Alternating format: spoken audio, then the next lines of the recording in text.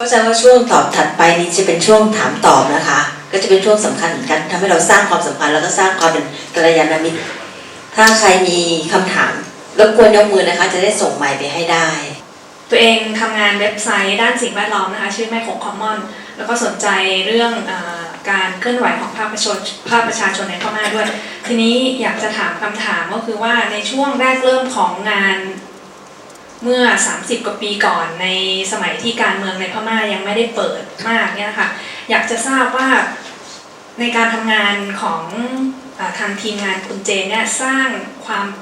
เขาเรียกว่า trust building อะค่ะทำยังไงทำให้คนจากกลุ่มต่างๆที่มาจากหลากหลายพื้นฐานอาจจะทั้งในเรื่องของชาติพันธุ์ศาสนาอะไรด้วยทำให้เขามีความไว้วางใจที่จะเข้ามาเรียนรู้กับเราแล้วก็ทำงานต่ออย่างเงี้ยค่ะคือในระยะแรกนี่ทำงานตรงนี้ยังไงคะขอบคุณมากค่ะ Yeah, I'd like to respond to the first question about how we worked with trust in the early days.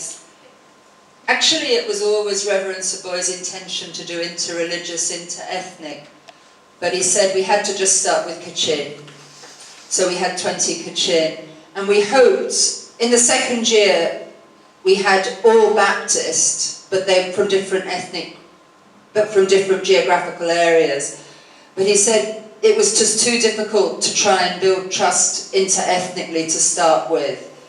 So we didn't attempt that, and it took a lot longer than we thought to do that, to build the trust. I mean, it took about 10 years before we had interreligious, interethnic. So we worked with the Kachin group, then later we started with the Sangha, but to bring them together, to work together, took a long, long time. So we had to go step by step. The other thing we do, even within the groups that were of the same ethnicity and religion, we still had to do a lot of trust building. So we do a lot of trust building games and processes, and we build this deep education, this container in this style of education. So even with any group, there's a lot of diversity even in the Kachin group, you know, and to make sure the women are included. When Saboy gave us the first list, there wasn't any women on it. That was just the way that the thinking was in those days. And I said, no, you have to send back with women, and we ended up with about 4 or 5 really strong women, including Jabok, who was our translator. But the first one, it was all pastors and things like that. So it was a slow process to get, even to sort of work with the diversity of the groups that were all from the ethnicity. So there's always things you have to do to build trust, and not to attempt too much too soon when you're in that kind of environment, because it was such a volatile environment. If we did anything wrong, it would have blown up. I mean, there are ways to work in other contexts where you can bring ethnic crisis, different ethnicities and groups together. Jill Emsley, who's here, does this kind of work. But at that time in Burma, you couldn't have done big processes. It would have just been too dangerous and inflammatory. So we had to work within the gap that was available. There's always a way to work. You have to find, where can we work? We couldn't work on human rights. We couldn't work on anything overtly political, but we found the space that we could work in. And I think in any situation, you can try and find that space and work from there and at least do something, step by step. Does that answer your question? มันเริ่มจากคนที่เขาไว้ใจเราแล้วค่อยๆขยายออกไปแล้วใช้เวลาใช้เวลาหลายปีกว่าการ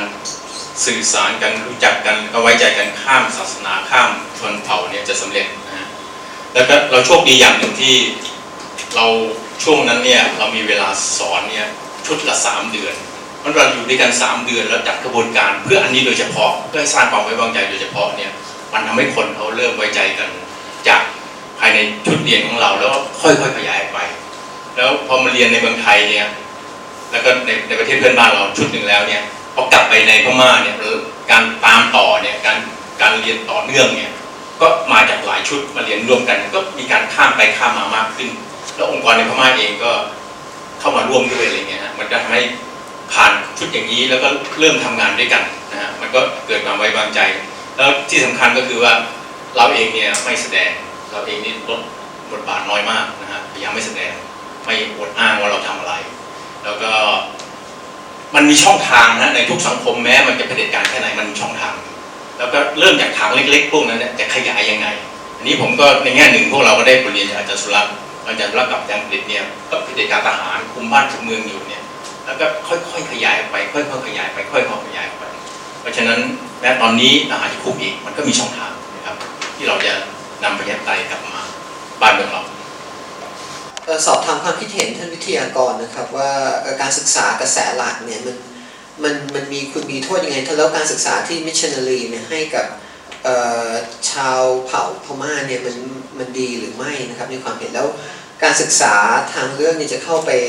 รวมกับการศึกษากระแสหลักได้ไหมหรือว่าเราจะต้องเลือกทางใดทางหนึ่งเลยในการที่จะศึกษาตัวนี้นะครับ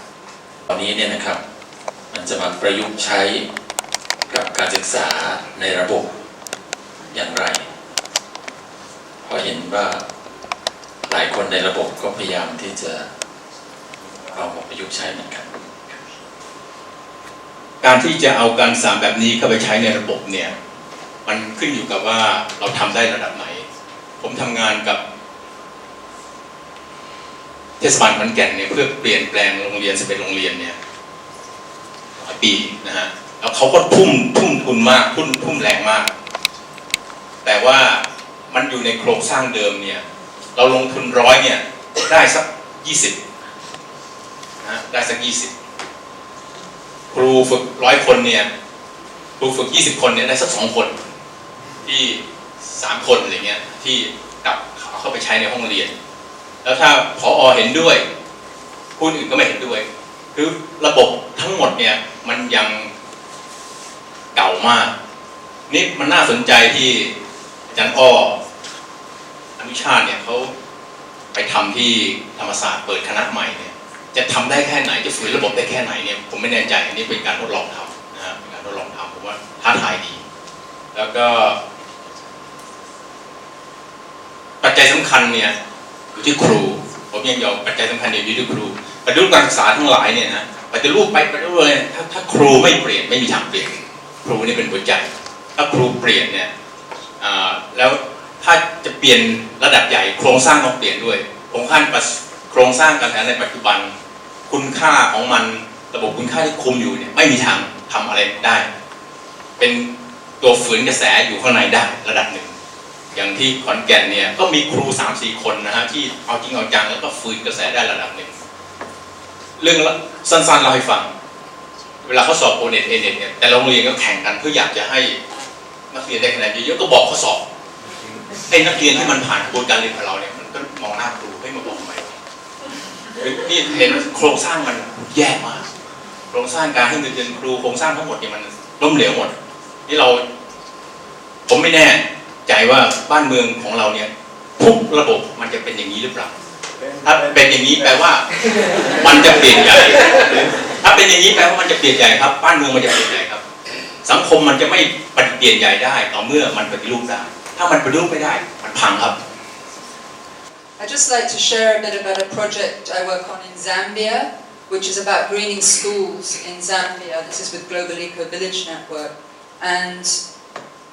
this project works with a permaculture, like an organic garden permaculture approach with the school children, that the school becomes the mobilization for the village, and the kids are involved with doing little environmental, growing vegetables, eating nutritious food, because there's a lot of malnutrition that they grow themselves. And then they go home and they start talking with their parents and doing recycling and small-scale activities as part of their school activities. And then the next part is that you start to lobby to work with the local government, and you bring them in and you kind of work with community resilience plans. So then you try to get environmental education into the local curriculum, and then you scale up to national level. And we're just at the point with that project, we're starting to get the local government engaged. So that's kind of like an adaptive governance way of doing it, step by step from a bottom-up approach. And that's quite an interesting project. And when we were at the Global Eco Village thing in Senegal last year, you were quite interested in that, and also friends from Bangladesh. I think it's quite an interesting approach to work with schools. And if people are interested about that, I can send more information. ก็มีเจนก็ทำงานที่เซเนกัลนะฮะแล้วมันมีโครงการทำให้โรงเรียนเป็นสีเขียวซึ่งทำงานกับกระแสหลักแล้วก็มันท้าทายว่ามันทำได้หรือไม่ได้อะไรอย่างเงี้ยนะฮะแล้วก็มีคนสนใจอันนี้เยอะมากเลยนะแล้วก็มันมีที่บังกลาเทศด้วยประมาณเดียวกันอย่างเงี้ยนะฮะ นี่มันก็กลับมาโยงกับประเด็นเรื่องว่าโรงเรียนมิชชันนารีเป็นไงบ้างอะไรเงี้ยนะฮะโรงเรียนมิชชันนารีในพม่าเนี่ยข้อดีก็คือว่าปี 1962 เนี่ยมิชชันนารีฝรั่งถูกทิ้งออกไปหมดเลยเขาต้องทำของเขาเองแม้ว่าไอ้โครงสร้างความคิดมันยังใช้กรอบเก่าอยู่เนี่ยแต่มันมีการตีความผ่านประสบการณ์ของคนพื้นเมืองในการสอนศาสนาเพราะฉะนั้นเพื่อนอาจารย์สุรัตน์ที่เขียนเรื่อง To Teacher One Message มาสอนกลุ่มเนี้ยที่เป็นกระชินเนี่ยนะฮะเขาบอกเขาเนี่ยนะสอนศาสนาเปรียบเทียบแล้วเนี่ยเขาเคลื่อนมาทางศาสนาพุทธมากขึ้นเรื่อยๆห่างจากศาสนาคริสต์มากขึ้นเรื่อยๆเพราะว่าศาสนาคริสต์เนี่ยสอนเรื่องความรักสอนเรื่องความรื่นเริงสอนเรื่องความสุขเนี่ยแต่คนถือคริสต์นี่ไม่เคยมีความสุขเลยขณะเดียวกันพอเขาศาสนาพุทธเนี่ยสอนเรื่องความทุกข์ยากความอะไรเงี้ยแต่คนพุทธนี่ยิ้มแย้มแจ่มใสหัวเราะตลอดเวลาอะไรก็ไม่เป็นไรตลอดเวลาเขาก็เคลื่อนมาทางนี้มากขึ้นแต่พอเขาเชิญกระชินกลุ่มนี้ซึ่งเป็นคริสต์เนี่ยหัวเราะกันกักร้องเพลงตลอดเวลาบอกเขากลับมาถือคริสต์ดีกว่าอันนี้ตัวอย่างว่าข้อดีของการที่ไม่ถูกครอบงำโดยฝรั่งมากเกินไปทำให้เขามีพื้นที่ในการเขาสร้างอะไรเขาเองมากแล้วยิ่งเล็กเท่าไหร่มันยิ่งดีเรามีเพื่อนคนหนึ่งเป็นเจ้าของเป็นคนรันเป็นคนดูแลวิทยาลัยเทวศาสตร์ของเผ่าลิซูเล็กๆนะฮะแต่ก็สอนอะไรที่เอาเรื่อง EDE เอาเรื่องอะไรที่เราเนี่ยเข้าไปใช้ในโรงเรียนนี่เยอะมากเอากระบวนการเรียนรู้แบบนี้เข้าไปใช้ในโรงเรียนเยอะมากถ้ามันเล็กแล้วผอ.ผู้ใหญ่เห็นด้วยเนี่ยมันทำได้ระดับหนึ่งทีเดียวน่าสนใจนะฮะส่วนว่าไปด้วยกันได้มากน้อยแค่ไหนเนี่ยผมตอบไปแล้วตอนตอบที่ตอบอนุวัตไปนะฮะว่ามันขึ้นอยู่กับเหตุปัจจัยหลายอย่างมากเรื่องสังโยชน์เอาไว้ฟังเทศทีหลังดีไหมคือสังโยชน์3 ข้อแรกเนี่ยมันมีสักกายทิฏฐิที่ผมแปลว่าการเอาตัวเองเป็นศูนย์กลางวิจิกิจฉาขาดความมั่นใจในตัวเองเป็นความลังเลสงสัยแล้วก็ศีลพัตตปรามาสทำดีแล้วยึดดีต้องการภาพพจน์ต้องการสร้างภาพพจน์จากการทำความดีเนี่ยไอ้3 อันนี้มันเป็นด่านที่เราเป็นคนอ่ะผมก็เป็นนั่งอยู่เนี่ยเป็นทุกคนแหละแต่มันเป็นด่านที่เราน่าจะถือว่าเป็นด่านท้าทายให้เราข้ามให้ได้การที่เอาตัวเองเป็นศูนย์กลางน้อยลงได้ไหมผมว่าทำได้ค่อยๆฝึกกันไปแพ้บ้างชนะบ้างแพ้บ้างชนะบ้างเนี่ยแต่มันฝึกไปผมมันน่าจะฝึกได้งั้นการศึกษาน่าจะนำไปสู่อันนี้และละวิจิกิจฉาเนี่ยก็คือสามารถที่จะไว้ใจจักรวาลนะกูสำเร็จกูล้มเหลวกูโอเคอะชีวิตก็โอเคอะไม่มีปัญหาอะไรจะตายก็ไม่เป็นไรอะไรเงี้ยป่วยก็ไม่เป็นไรอะไรเงี้ยคือมันเห็นทุกอย่างแล้วมันมีเงินมีทองสำเร็จล้มเหลวมันไม่เป็นไรอะมันลักษณะเป็นแบบนี้ผมว่ามันไม่น่าจะไกลเกินไปแล้วพระเจ้าพูดไปเองนะฮะในพระสูตรเนี่ยบอกว่าถ้าเกิดมาเป็นคนทั้งทีแล้วไม่ถึงอันนี้เนี่ยมันเสียชาติเกิดที่ผมก็เลยเอามาปรับประยุกต์ใช้แล้วผมว่าน่าจะไปได้กับการศึกษาของเรา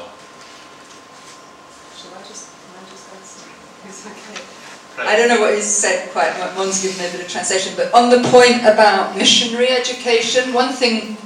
I don't know if he said, but I meant to say earlier on, is that in the 1990s when we were doing this work, all the universities in Burma were closed. There was a huge leadership crisis. There wasn't really any education except the seminary, and some of the Buddhist monasteries worked with children, and some of the, Christian, there were schools and things. So this kind of Buddhist education and Christian education was about all there really was, particularly for adults. So as we went on, I think you mentioned the Lisu, Peter, the seminary, now they are applying some of these more holistic ideas. And, it was step by step as well with KBC. When we first went back, the people that we worked with were quite empowered, and it was quite difficult for them to assimilate when they went back to KBC. So, it was a lot of influence, and it took some time, because it was a different way of thinking. So, so it was just quite important to know the context of it, I think. คือที่นั่นเนี่ยมหาลัยปิดแล้วโรงเรียนมันก็ยับยั้งเต็มทีแล้วเพราะฉะนั้นเนี่ยมันก็นี่ผมพูดไปแล้วนะความจริงที่เจนพูดแต่ผมพูดไปแล้วเขาแปลของผมเป็นภาษาอังกฤษที แล้วก็นี่เอียน ข้ามไปได้ไหมเวลามันน้อยได้ผมดูเวลาอยู่อาจารย์ตอนนี้ผมคุมเวลานะอาจารย์ต้องไม่คุมผมนะใกล้ผมถึงทุ่ม15อันอยู่แล้วก็ใจเมียมากเกินไปอดีตภรรยานะอาจารย์อย่าพูดให้มันเสียหายที่อีกอันหนึ่งที่รุ่นน้องผมเข้าไปทำน่าสนใจมากคือโรงเรียนวัดที่นั่นเนี่ยวัดเนี่ยมีนักเรียนเป็นพันๆเพราะฉะนั้นวัดเนี่ยเป็นโอกาสที่จะทำอะไรให้มันต่างๆออกไปเนี่ยเป็นไปได้แล้วทางเสมรุ่นหลังเนี่ยเขาเข้าไปทำกับพระผมเห็นว่านี่เอากระบวนการแบบนี้เข้าไปใช้กับโรงเรียนวัดเนี่ยผมว่าน่าสนใจนะฮะเรื่องที่ว่ายิ่งครูไม่ได้เป็นศูนย์กลางยิ่งสำเร็จในการสอนช่วยอธิบายมากขึ้นได้ไหมครับคือ about the teacher is more effective when the teacher is not the center of the whole process. If you could say a little bit more about that. คือการที่ครูเอาตัวเองเป็นศูนย์กลางน้อยเนี่ยมันหมายถึงครูแบ่งอำนาจให้นักเรียนเพราะในโรงเรียนปกติเนี่ยครูเป็นคนคุมอำนาจทั้งระเบียบต่างๆเรื่องหาความรู้ครูเป็นคนบอกว่าอะไรถูกอะไรผิดแต่ครูแบบของเราเนี่ยเราถือว่าสิ่งที่เราเชื่อว่าถูกเป็นเพียงสมมติฐานนักเรียนไม่เห็นด้วยกับเราได้สิ่งที่เราถือว่าเป็นสัจจะนักเรียนไม่เห็นด้วยกับเราได้แล้วนักเรียนมีสิทธิ์ที่จะถูกเท่ากับเรานะฮะแล้วนักเรียนมีสิทธิ์ที่ตัดสินใจผิดด้วยการตัดสินใจผิดเป็นโอกาสสร้างความมั่นใจแบบหนึ่งด้วยที่เขาสามารถเรียนรู้จากมันได้ครูเนี่ยทำหน้าที่กระตุ้นให้เกิดการคิดการถกเถียงแล้วก็เปิดให้การถกเถียงเนี่ยเป็นไปอย่างกว้างขวางเท่าที่คอยดูว่าทุกคนมีโอกาสพอๆกันนะฮะในห้องเรียนแล้วก็ครูเนี่ยสร้างฉันทะที่อยากรู้อยากเห็นให้ได้ทำให้นักเรียนเนี่ยยิ่งอยากเรียนมากขึ้นเพราะฉะนั้นหลายเรื่องเวลาจบคอร์สแล้วบอกว่าการศึกษาเริ่มนะครับเริ่มวันนี้นะครับเราจบแล้วงั้นการเรียนคุณต้องเรียนต่อไม่ใช่มาเริ่มที่เรานะฮะแล้วก็เราถือว่าความจริงในชีวิตสำคัญกว่าในห้องเรียนมันทุกคนกลับไปอยู่ในโลกอยู่ในการทำงานอยู่ในความสัมพันธ์ในครอบครัวทั้งหลายเนี่ยการรู้จักทบทวนคิดทบทวนเนี่ยเป็นเรื่องสำคัญมากที่จะทำให้การศึกษานี่มันต่อเนื่องและไม่ขาดตอนนะครับเพราะฉะนั้นถ้าครูแบ่งอำนาจให้นักเรียนได้นักเรียนจะเกิดความมั่นใจมากขึ้นแล้วก็นักเรียนเนี่ยก็จะรู้จักคือพลังของครูเนี่ยไม่ใช่พลังของอำนาจอยู่ที่ตัวเองเป็นพลังของการเกื้อกูลให้เกิดการแบ่งอำนาจในห้องนั้นไอ้พลังตรงนี้ไม่ใช่คำพูดนะแต่เป็นตัวพลังสนามพลังที่อยู่ตรงนั้นนะมันจะทำให้นักเรียนซึมซับนี่เข้าไปแม้ครูจะดุจะด่าจะตบโต๊ะแต่ทั้งนักเรียนเขารู้ได้ว่าพลังของครูเนี่ยให้เอื้อให้กับการแบ่งอำนาจเขาจะทำนี้ได้ตอบเทคสั้นๆแค่นี้นะครับจะเขียนเป็นบทหนึ่งในรายงานในปาฐกถาครั้งนี้นะฮะมีร่างเป็นต้นฉบับด้วยนะฮะแต่เราเลือกแต่หลักมาพูดนิดหน่อยจะพิมพ์ในภายหลัง